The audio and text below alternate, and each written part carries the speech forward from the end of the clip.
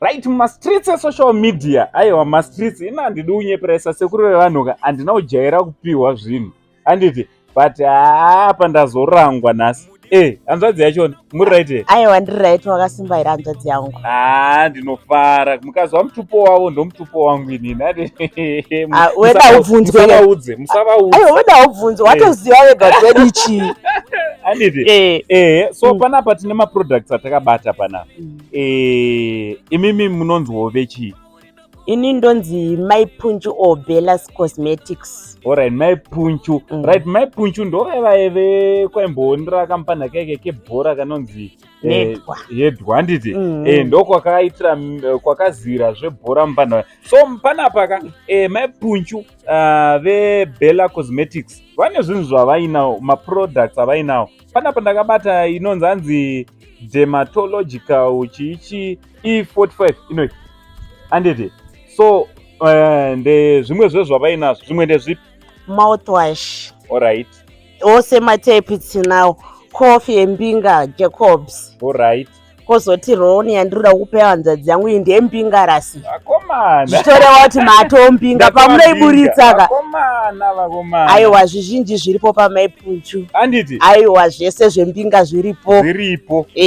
So vanoda kukubatai vangakubatai yose. Vanondibata pa 0772 809 631. Dzokorodzai futi. 0772 809 631. Right, number ndo dzimwe chete dziri pa screen. Ipapo munogona kuvafonera kana kuva WhatsApp motokurukura nawo muchiorder. Even wakanditi mhanya yemutown. Wazhinji wakangonzwa kuti Mbare anobva tiri kunovharwa. Tiri kunobirwa kwana Mai Punchu kuMbare.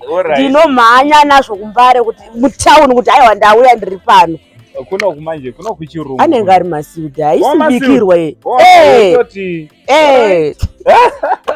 Saka inzwaika vabate Mai Punchu panhamba dziri pascreen mokurukura kuti munowana sei maproducts avainawo. Zvimwe ndezvipi zvamuinazvo zvatisina panapa? Aiwa zvizhinji zviripo, magaina guard ndinomawana, mamouthwash aripo, masensodyne Colgate aripo, Eucerin aripo, masudocream aripo, zvakawandisisa kani. Mukangoenda paBella Cosmetics munozviona zvose. Alright, so endai munofollowa Bella Cosmetics mobva mavakubata zvakare panhamba dziri pascreen. So izvi muri kuti aiwa ndiri kuti angoimboendai munogeza mozora momboti kuchukuchu mukanwa mobva mati manheru paipai muchimwa kofi yenyu zvenyu. Vakomana aiwa ndatombinga aiwa, thank you so much. Aiwa totenda zvakanaka basa renyu riendere mberi. Aiwa kune vanenge vachidawo kuvabata kuvaone zviri panapa aiwa unongwabata panhamba dziri pascreen. Thank you so much.